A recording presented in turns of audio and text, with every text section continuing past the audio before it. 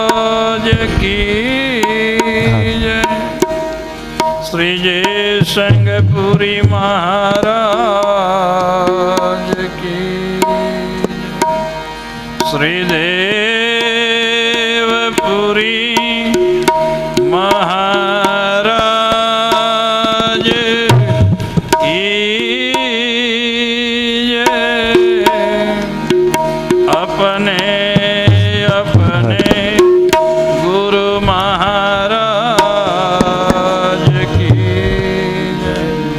गजानन गणपति महाराज की जय।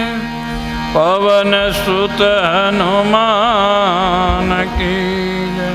ओम नमः पार्वती पतये हर हर महादेव। जय काला काला प्रभु जय काना काला।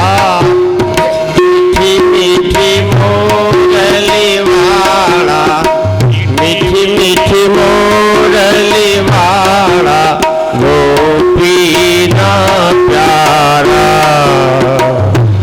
ओम जय काना काला।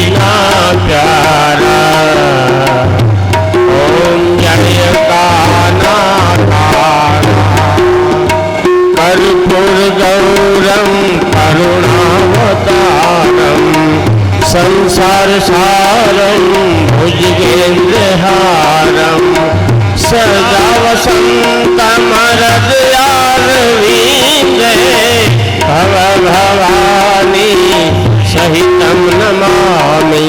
मंगलम भगवान विष्णु मंगलम गरुड़ध्वज मंगलम पुंडरीकाक्षो मंगलायतनो हरे।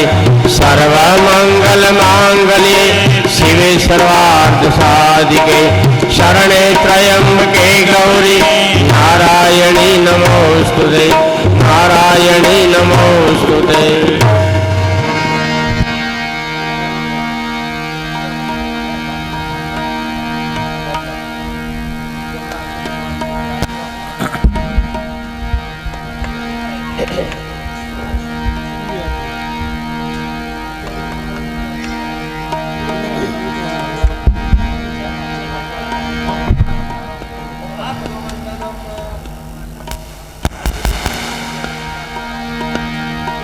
બધાને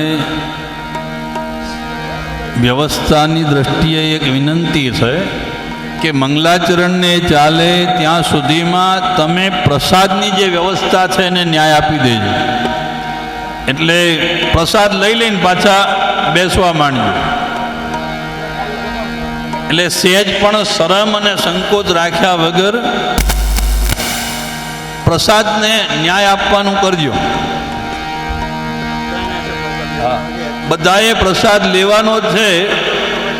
ભાગવત ભગવાન કી ભાઈ સંતોને જ આશીર્વાદ આપી શક્યો, સમજી શકે સંતો.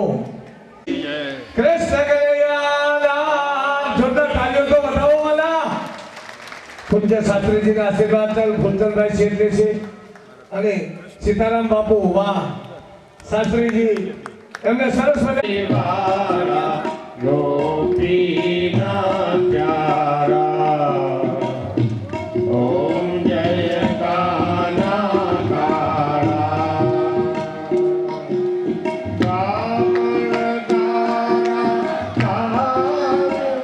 કામણ બહુ કીધા મોહન ચિત જોડી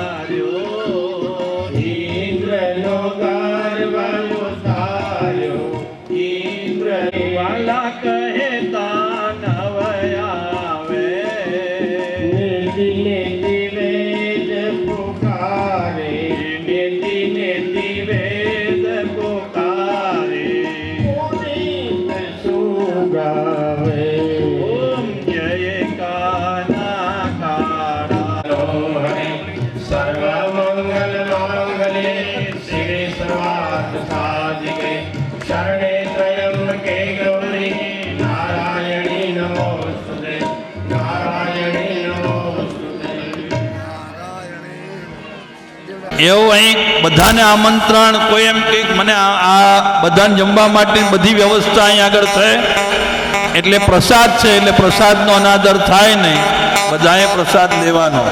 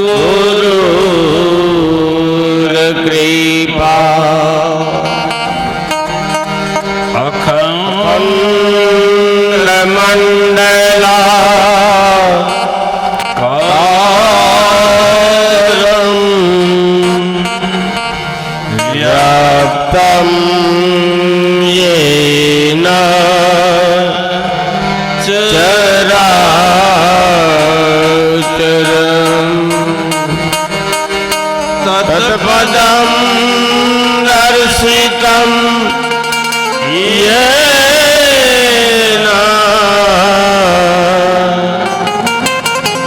तस्मै श्री गुरवे નમઃ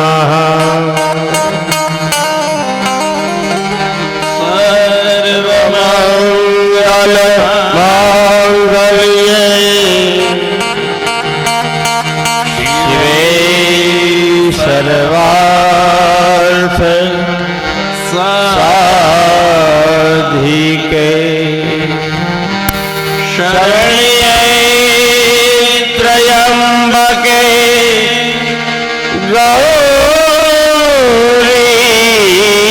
ગૌરી નારાયણી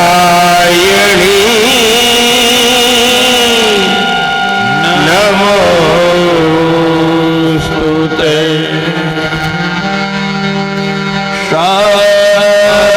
શારદામ શારદામ વદનામ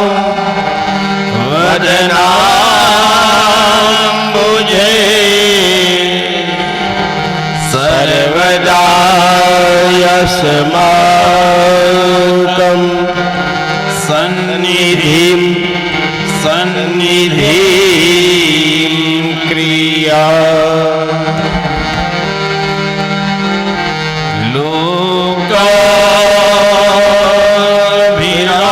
લોકાભિરામં રણરંગ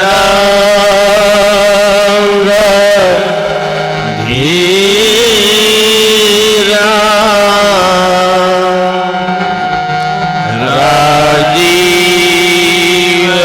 રાજીવનેત્રં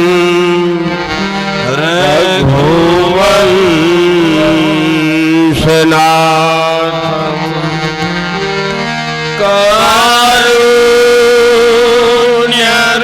કારુણ્યરૂપં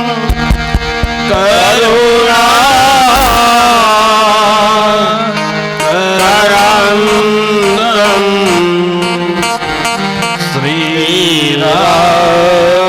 શ્રીરામચંદ્રં શરણં પ્રપદ્યે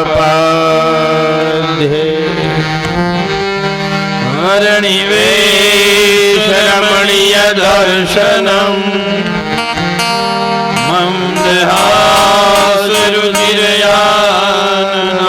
મંદહાસરુચિરયાનાંબુજમ પૂજિતમ સુરનરોત્તમે મુદા અહમ ધર્મનંદનમ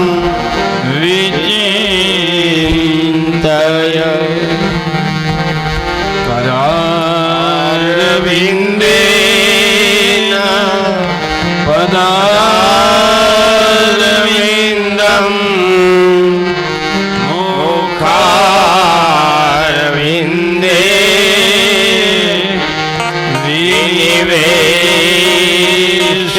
विनिवेशयन्तम् वटस्य पतरस्य कोटेशयानं बालं मुकुन्दं मनसा स्मरामि श्रीकृष्ण गोविन्द हरे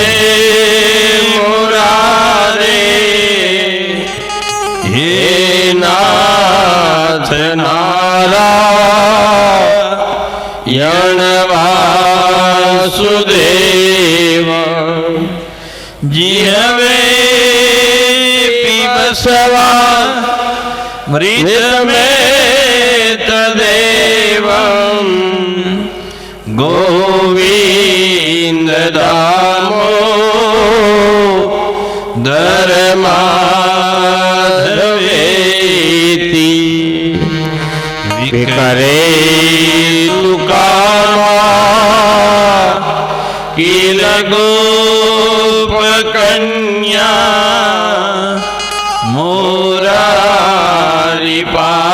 मोरारिपादार पितचित्तवृत्ति दधियादिकं मोह वशाद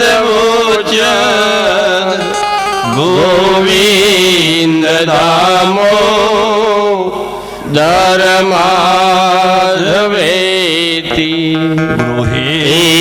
ગૃહે ગોપ વધુ કદંબા સર્વે મિલિતવા સમવાપ્ય યોગમ પુનિયાનિ નામાનિ પઠાન્તિ નિત્યમ ગોવિંદ દામો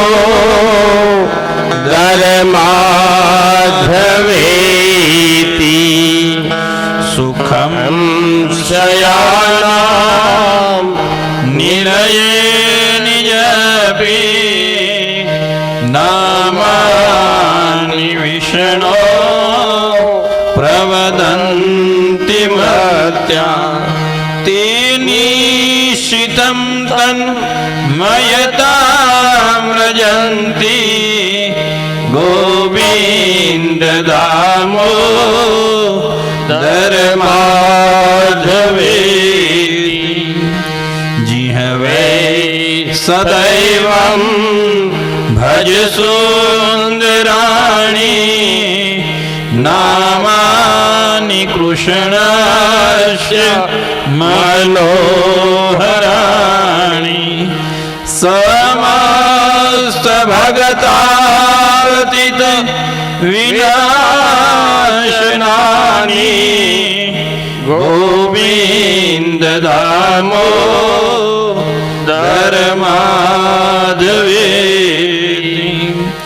સુખાવસાને ઇદમેવ સારમ દુઃખાવસાને ઇદમેવ જ્ઞેયમ દેહાવસાને ઇદમેવ જાપ્યમ ગોવિંદ દામો ધર્માધવેતી શ્રી કૃષ્ણ રાધા વર ગોકુલેશ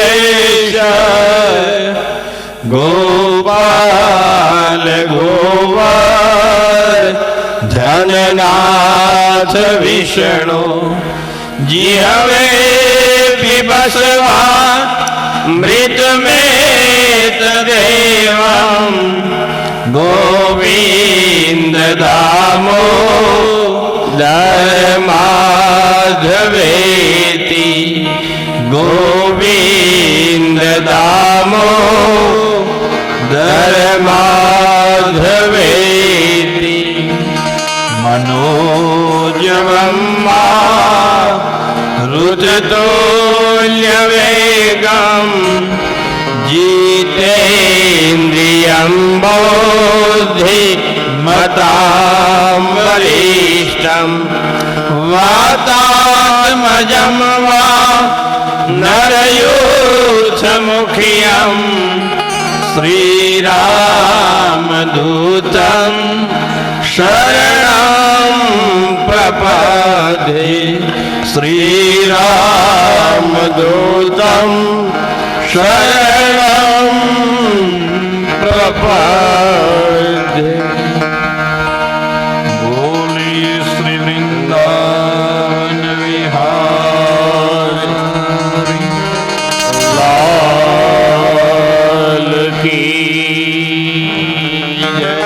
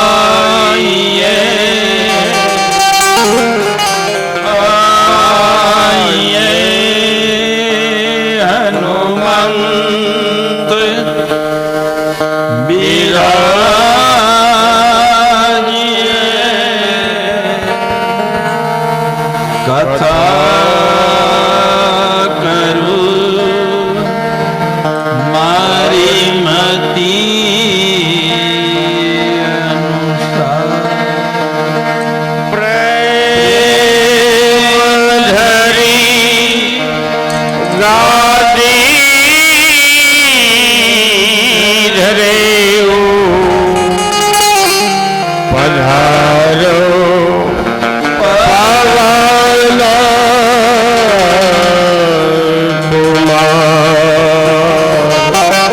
પધારો પાવન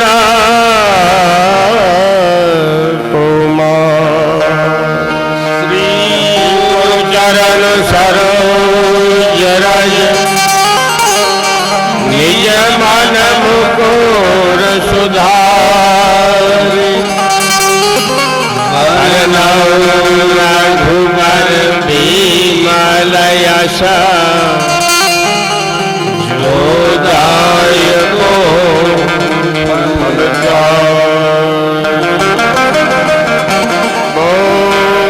बुद्धिहीन तनु जानिके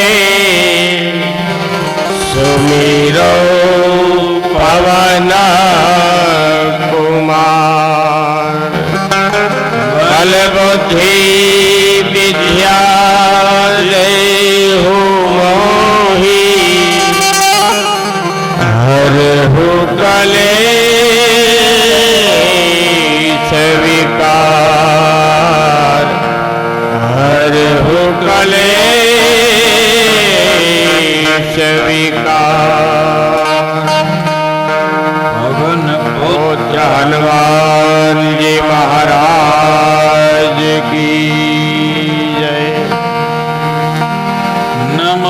નમોસ્તુતે વ્યાસ વિશાલ બુદ્ધે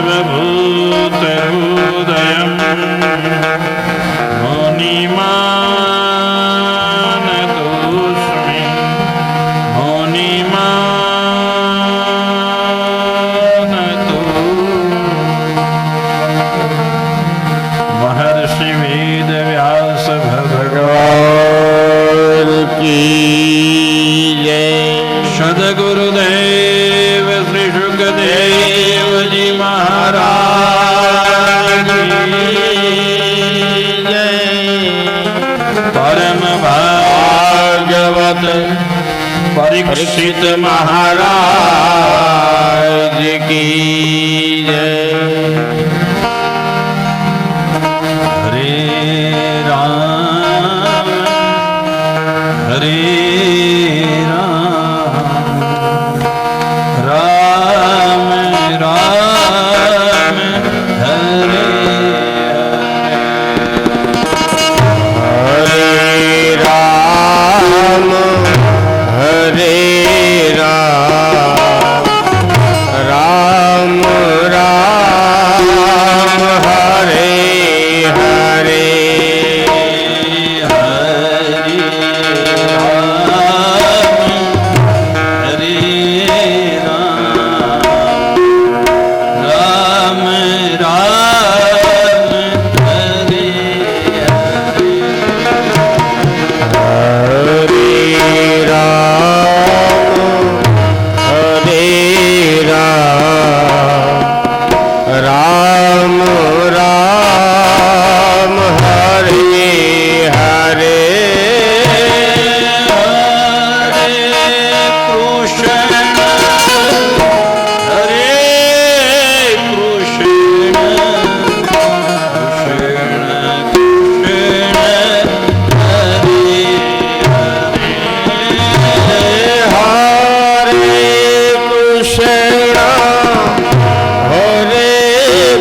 કૃષ્ણ કૃષ્ણ હરે હરે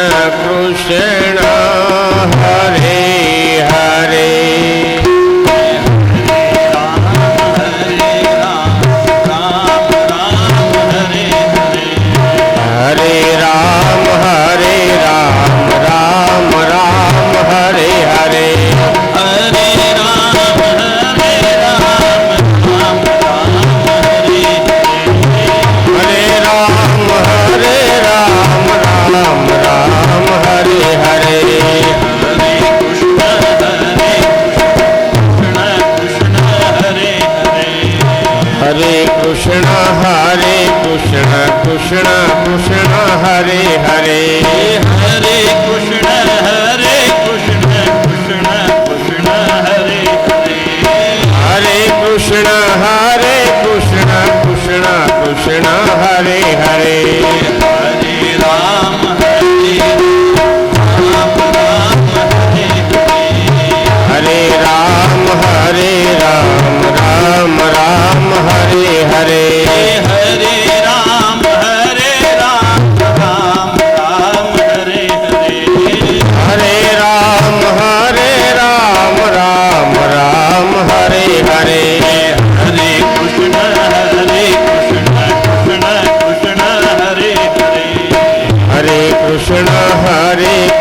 કૃષ્ણ કૃષ્ણ હરે હરે બોલી શ્રી વૃંદાવન વિહારી લાલ કી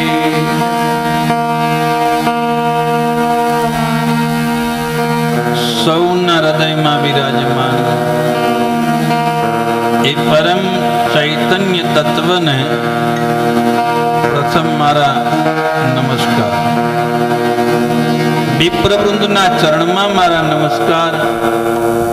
સંત સમાજ, સાધુ સમાજ, સજન સમાજને મારા વંદન. નવંદન નવંદન રાધાવર વૃંદાવન વિહારી યશોદાના લાલ નંદના દુલાર માધુર્ય મૂર્તિ અખિલ બ્રહ્માંડના નાયક પૂર્ણ પુરુષોત્તમ ભગવાન શ્રી કૃષ્ણચંદ્ર પરમાત્માનો અતિ અનુગ્રહ, અહૈતુકી કૃપા, જેને લઈને નૂતન વર્ષના પ્રારંભે વ્રજ વિહારની અંદર વ્રજમાં વિહાર કરતા એવા વાલાની આ દિવ્ય કથા કૈલા પરિવારના આંગણે લલિતાબા અને પૂજ્ય ફૂલજીભાઈના શુભ સંકલ્પને લઈને મને તમને ભગવાનની કથાને ગાવાનો આ અવસરિયો મળ્યો છે. બાપ, કલિકાલ છે, પણ આજના યુગમાં માણસની પાસે સંપદા ખૂબ આવી છે. માણસની પાસે ભૌતિક સગવડતાઓ વધી છે, એની સુખ સાહેબીના સાધનો પણ વધ્યા છે. માનવીની પાસે પહેલા નથી એવી ભૌતિક સંપદા દેખાય છે, પણ છતાંય એના જીવનમાંથી વિપત્તિના વાદળ ગયા હોય એવું દેખાતું નથી. એના જીવનમાં હજુ પણ પીડા છે. માનવના જીવનમાં હજુ પણ બેચેની છે. આટલું આટલું આવવા છતાંય સુખ ખરેખર પ્રાપ્ત થયું નથી. શાંતિનો તો છેદ ઉડી ગયો. અને ત્યારે સંતોની પાસે કોઈએ પૂછ્યું કે આટલી આટલી સંપદા હોવા છતાંય માનવીના જીવનમાં જે સુખ ને ચેન હોવું જોઈએ, જે પીડા મુક્ત જીવન હોવું જોઈએ, એ જીવન કેમ નથી? આપ સૌ કબૂલશો કે પહેલા કરતા તમારી પાસે સગવડતાઓનો કોઈ તૂટો નથી. તમારી પાસે બીજી બધી જ બાબતોમાં બધું ભૌતિક સંપદા મળી છે. તો શું એવું છે, શું નથી કે જેને કારણે હું અને તમે આટલું આટલું હોવા છતાંય હજુ પરમ સુખના અધિકારી થતા નથી?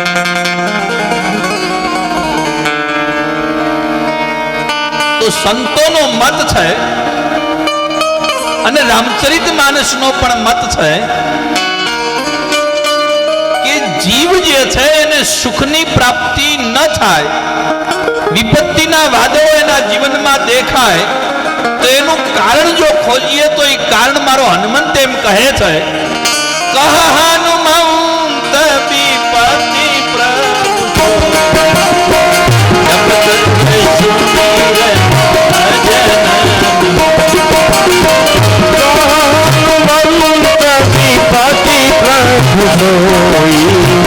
जब तब सुमिरन भजन होई.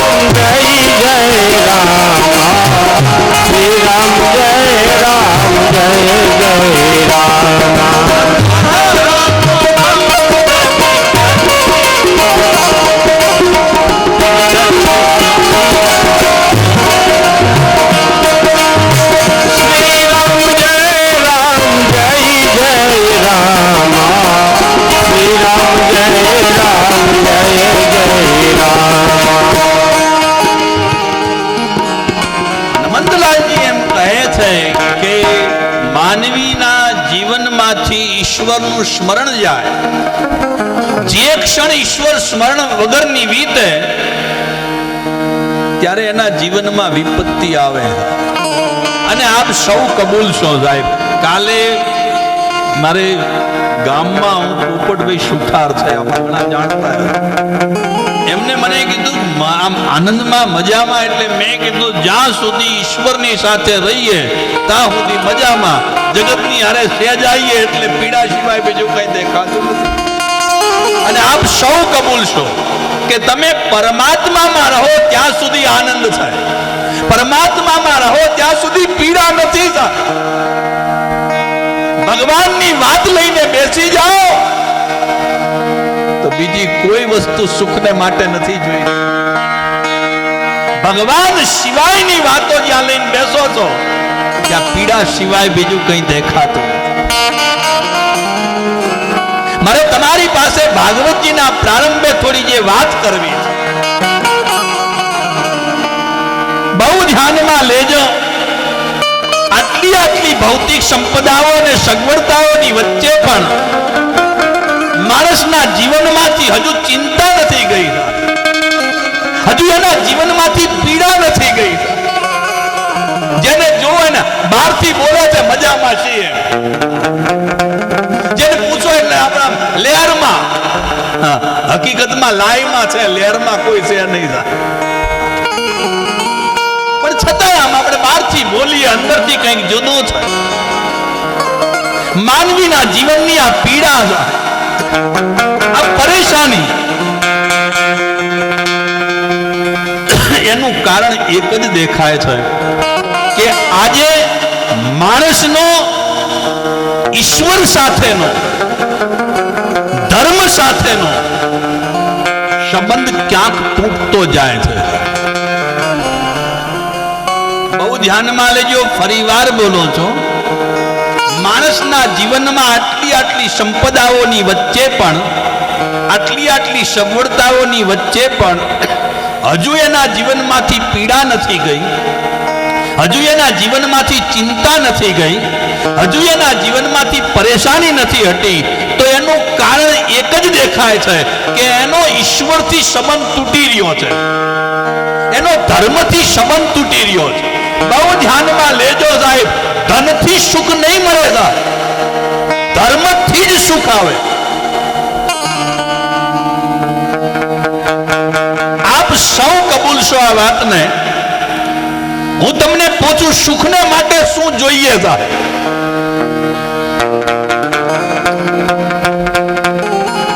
બોલો ને જરા, બોલો તમે, બંગલા બોલો. સુખને માટે શું જોઈએ? આ બાજુ બહેનો છે, થોડા ભાઈઓ બેઠા છે, બીજા જમીને આવશે, પણ બોલો તો, સુખને માટે શું જોઈએ? બોલો, વિચાર કરો. તમારે સુખ જોઈએ છે? આજ્ઞા બોલો.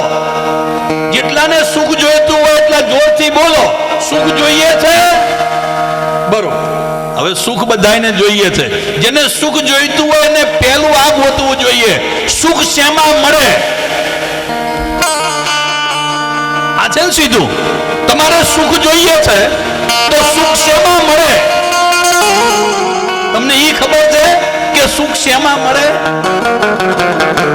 બોલો. હવે ખબર નથી કે સુખ શેમાં મળે, અને એટલે માણસ દોડી રહ્યો છે, અને જે વસ્તુ સુખને માટે લાવે છે એમાં હાથમાં દુઃખ સિવાય બીજું કશું આવતું નથી.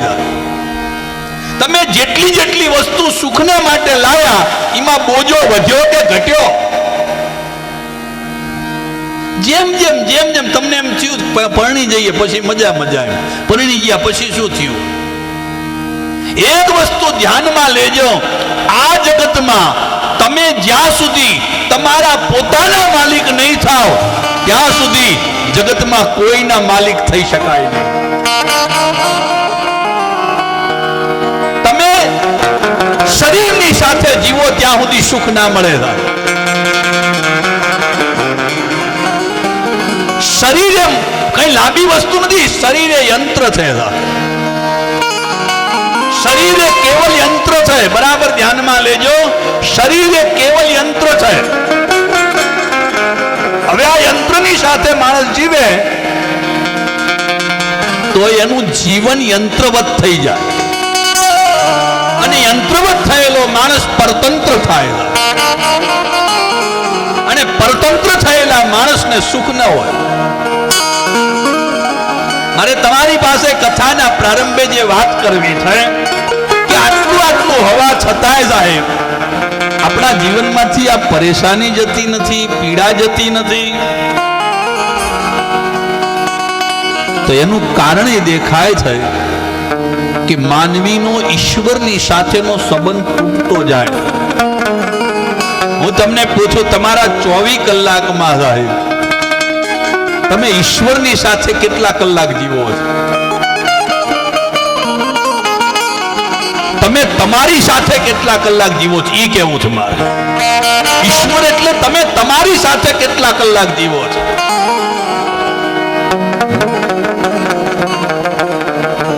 વિચાર કરો સાહેબ, 24 કલાકમાં તમે લગભગ ઈશ્વરથી દૂર જાઓ છો. એકાદ કલાક કંઈક આવતા હોય તો ભલે, પણ એ ખાલી આમ ક્રિયાની દ્રષ્ટિએ આવો છો, બાકી અંદરથી તો કંઈ છે નહીં.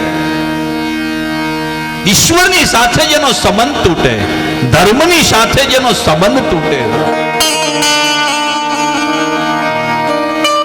તો એને સુખ ન મળે. આજે આ ઈશ્વરની આખી સૃષ્ટિમાં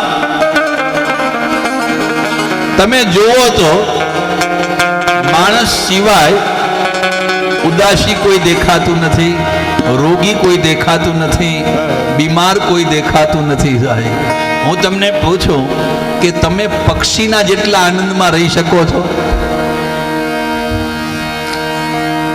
પૂજી ફુવાએ આયોજન એવું સરસ કર્યું છે, બેસતા વર્ષના દિવસથી શરૂઆત કથાની, એટલે કથા ઓછી આપણે બહેનો નવા વર્ષે મળ્યા એની વાતો કરે, અને એ વાતો જ કરશે પછી. આ વાતોને કારણે સાહેબ પીડા નથી ગઈ. હું તમારી પાસે જે વાત કરું છું એને ધ્યાનથી શ્રવણ કરો. પશુ પક્ષી કિલકિલાટ છે, તમારા જેવા બંગલા નથી એની પાસે છે, એની પાસે તમારા જેટલી સગવડતાઓ છે નહીં. જાય ફૂલછોડ ઉપર ખીલેલા ફૂલને તમે જોયો, એ ઉદાસ છે? મૂળ તો પરમાત્માનું સર્જન છે ને, માનવી પરમાત્માનું સર્જન છે, તો પશુ પંખી પણ પરમાત્માનું સર્જન છે કે નથી? ફૂલછોડ ઉપર આવેલું ફૂલ પણ ઈશ્વરનું સર્જન છે. આકાશમાં દેખાતા ચાંદ, સૂરજ, તારાઓ, સમુદ્ર અને સમુદ્રમાં ઉઠતી લહેર, આ બધું આનંદમાં જીવે છે. અને આપણે આટલું આટલું હોવા છતાંય ઉદાસ છીએ, પીડામાં છીએ, પરેશાન છીએ. એનું કારણ એ છે કે આપણો પરમાત્માથી સંબંધ તૂટતો જાય છે. આપણે ઈશ્વર સાથેનો સંબંધ તોડી રહ્યા છે, ધર્મથી વિમુખ થઈ રહ્યા છે.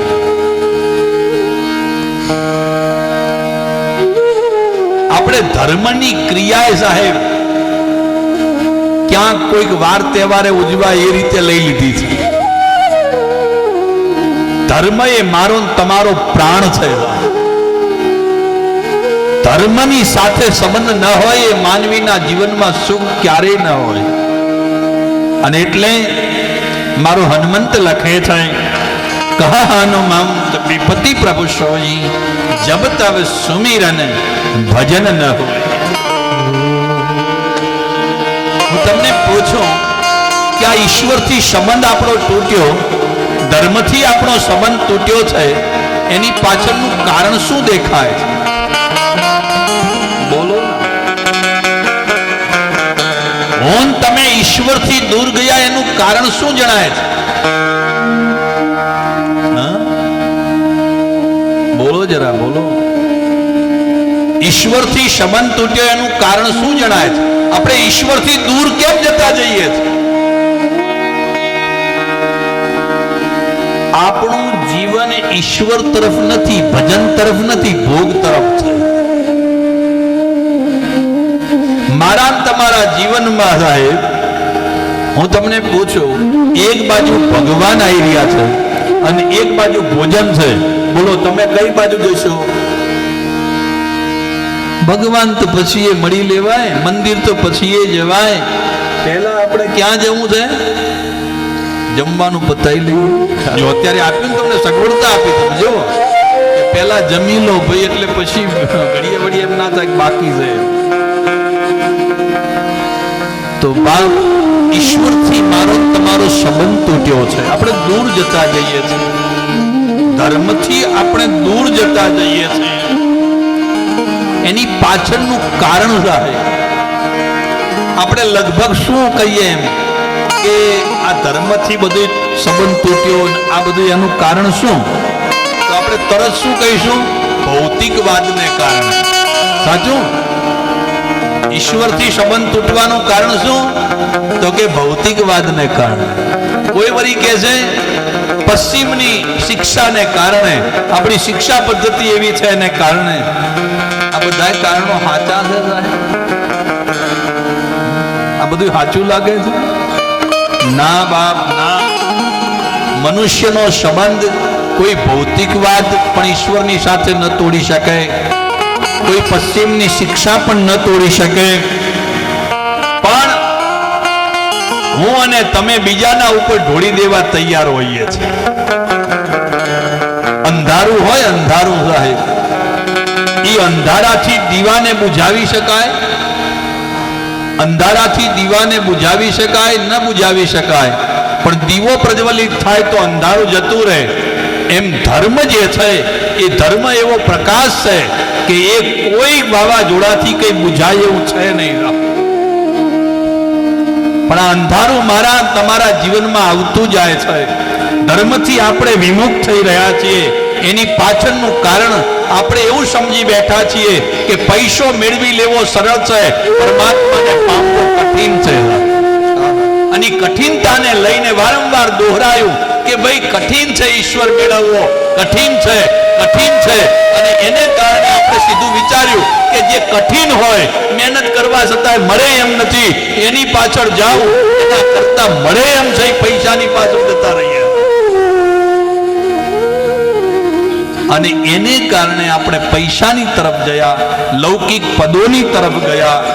પણ એક વસ્તુ ધ્યાનમાં લેજો, મારી ભાગવત એમ કહે છે કે આ જગતમાં સરળતમ ચીજ કોઈ મેળવવામાં સરળતમ કોઈ ચીજ હોય તો એ પરમાત્મા છે.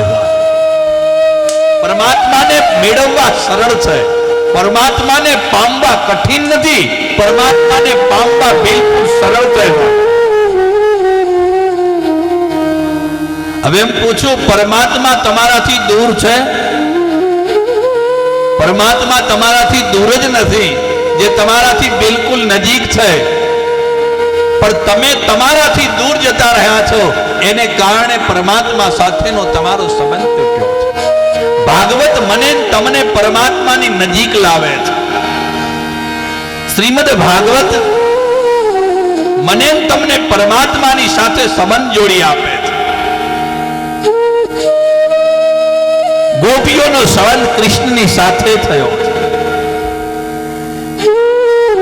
પ્રત્યેક જીવને પરમાત્મા હાથ ઊંચો કરી કરીને બોલાવે છે. ભગવાન એમ કહે છે કે તું મારી પાસે આવી જા. જીવને વારંવાર પરમાત્મા બોલાવે છે. ભાગવતનો આશ્રય કરવાથી ભગવાનને ભેટવા મળે છે. આ જગતમાં ઈશ્વરને જેને પામવા છે એને ભાગવતનો આશ્રય કરવો પડે. ભાગવત મને તમને સાચો ધર્મ સમજાવે. આપણે હજુ સાચો ધર્મ સમજ્યા નથી.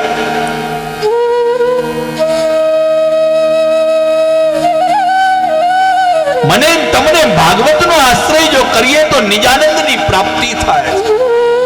સહજાનંદની પ્રાપ્તિ જેને કરવી છે એને સાધન ભાગવત અપનાવવું. એવો ભાગવતનો કલિકાલમાં આશ્રય જીવને અનેક જન્મના પુણ્ય કર્મનો ઉદય થાય ત્યારે કરવા મળે. ભગવાનની કથા એ બધાને મળતી નથી.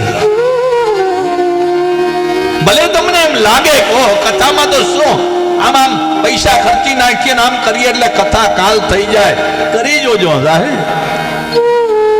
ઈશ્વરની અતિ કૃપા ન હોય ત્યાં સુધી ભગવાનની કથાનો આશ્રય કરવા મળતો નથી.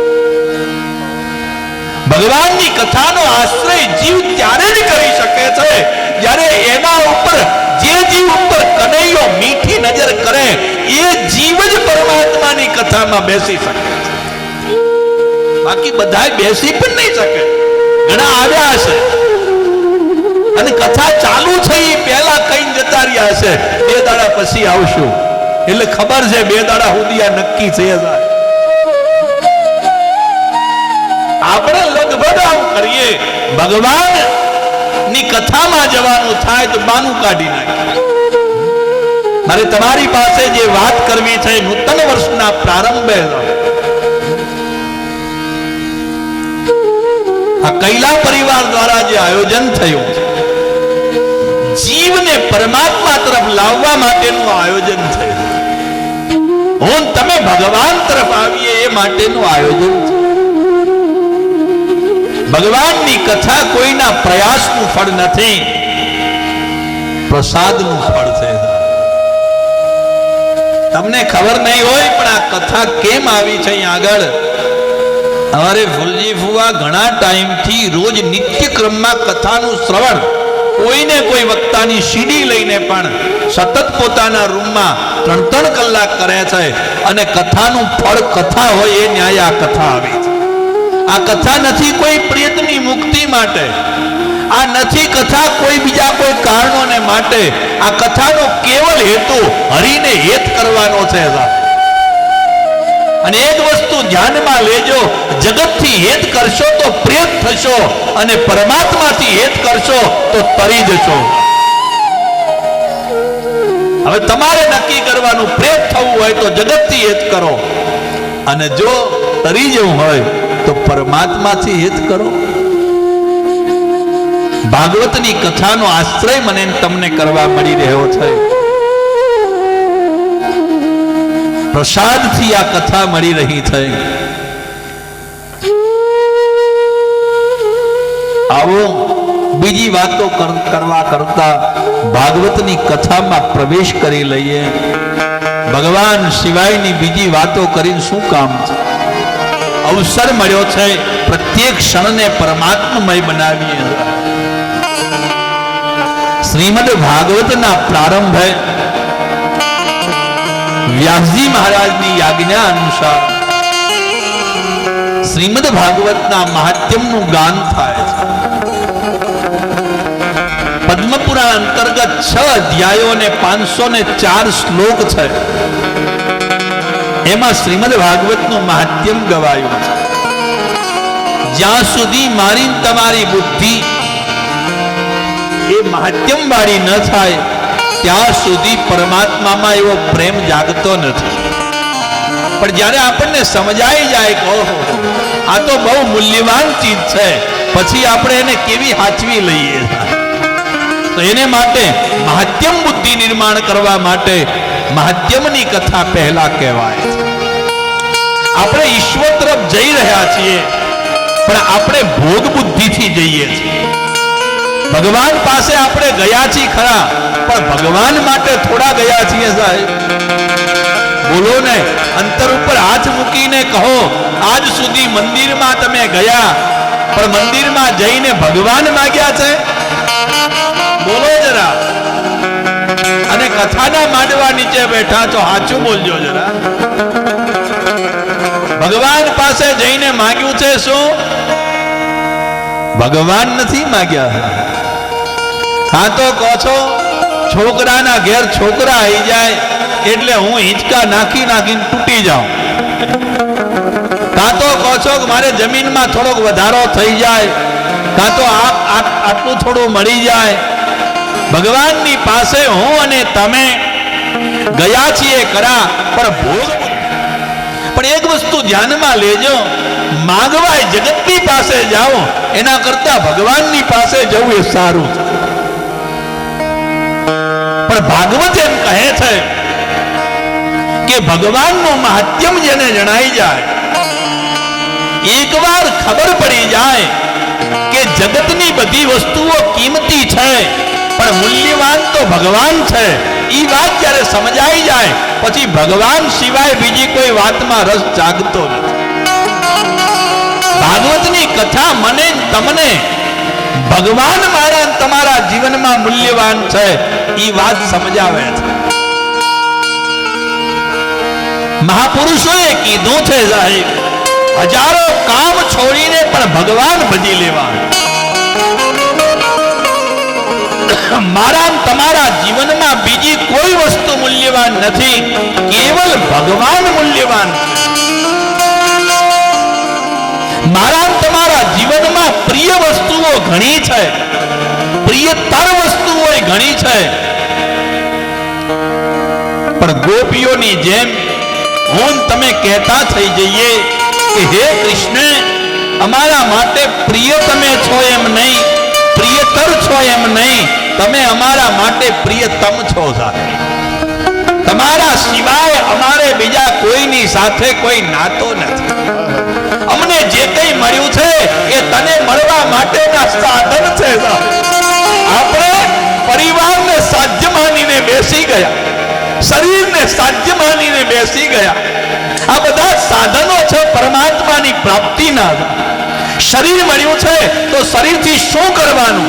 રામચરિત માનસ એમ કહે છે, બડે ભાગ માનુષ તન પાવા, સુર દુર્લભ સદ ગ્રંથની ગાવા, મોક્ષ ધામ પાઈ ન જેહી પર લોક સવારા.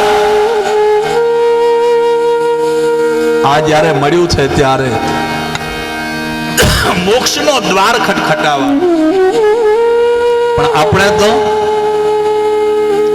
જાણ હવે જવાના જ નથી એમ લાગી ગયા. ભાગવત સમજાવે છે કે તારે જો આનંદ જોઈતો હોય તો અવિનાશી તત્વની સાથે સંબંધ જોડ. વિનાશી તત્વોની સાથે સંબંધ જોડવાથી તને આનંદ નહીં મળે.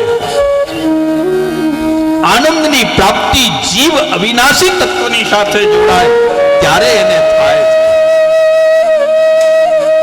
એટલે મહાત્યમ બુદ્ધિ નિર્માણ કરવા માટે શ્રીમદ ભાગવતની શરૂઆતમાં પ્રથમ પ્રવચને મહાત્યમની કથા ગવાય અને એમાં પ્રથમ મંગલ શ્લોકમાં ભગવાન કૃષ્ણચંદ્ર પરમાત્માને નમસ્કાર કરાય છે. આવો હું અને તમે બધા સાથે મળીને ભગવાન કૃષ્ણચંદ્રને નમસ્કાર કરીએ.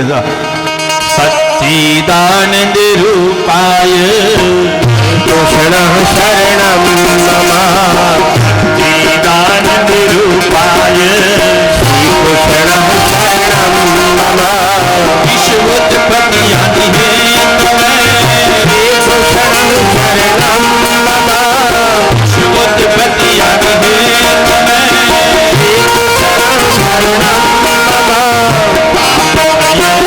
નાશાય શ્રી કૃષ્ણ શરણમ મમ, તાપત્રય વિનાશાય કૃષ્ણ શરણમ મમ, શ્રી કૃષ્ણાય નયનતમ, શ્રી કૃષ્ણ શરણમ મમ, શ્રી કૃષ્ણાય નયનતમ, શ્રી કૃષ્ણ શરણમ મમ.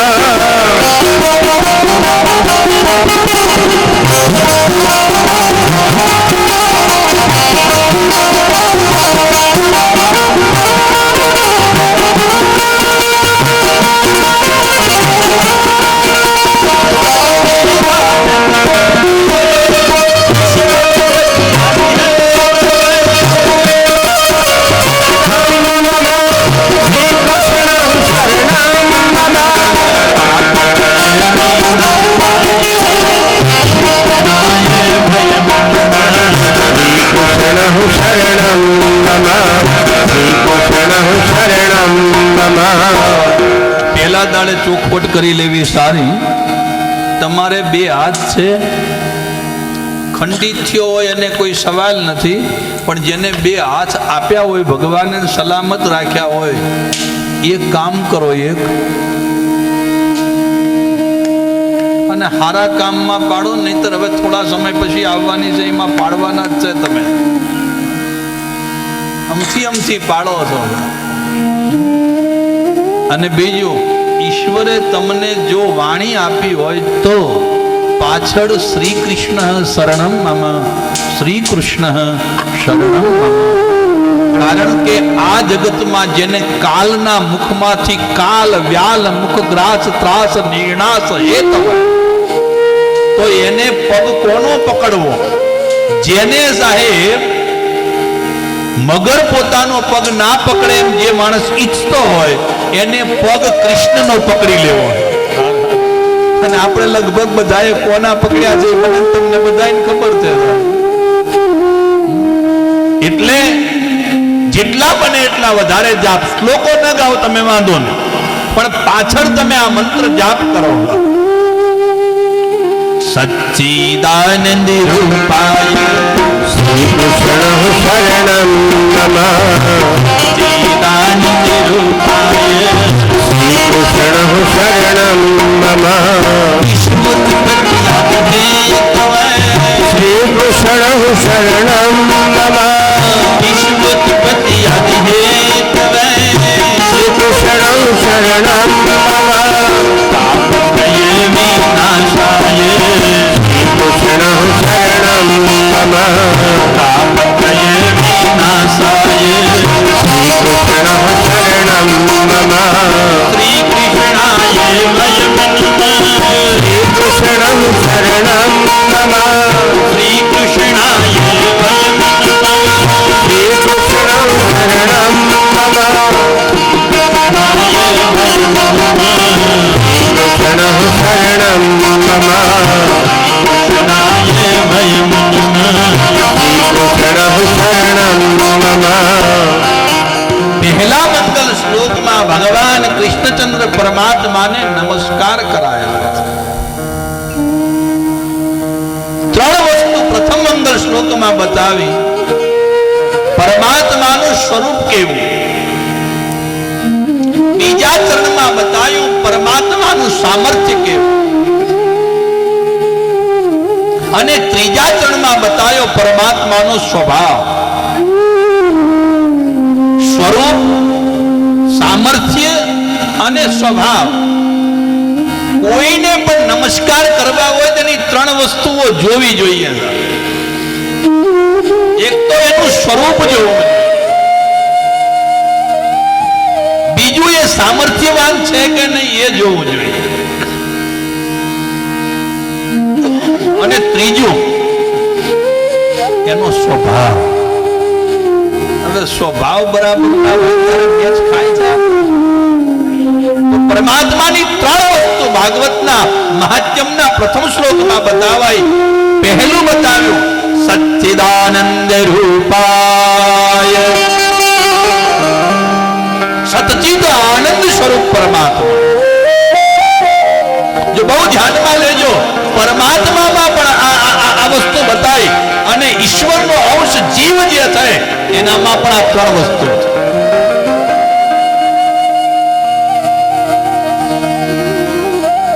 સચ્ચિદાનંદ રૂપાય.